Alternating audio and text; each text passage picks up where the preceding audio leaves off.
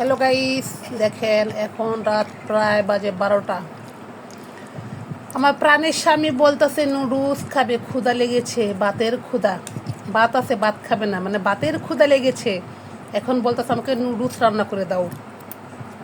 ডিম নেই, ডিম নিয়ে এসা ডিম দিয়ে ধনিয়া পাতা দিয়ে টমেটো দিয়ে নুডলস বানাই দিচ্ছে, এখন খাচ্ছে। শান্তি,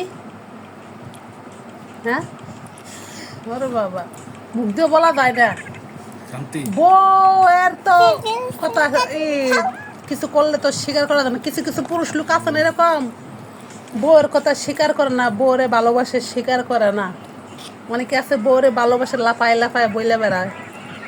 যাকে এরকম কপাল আমার নাই, এরকম চাইও না।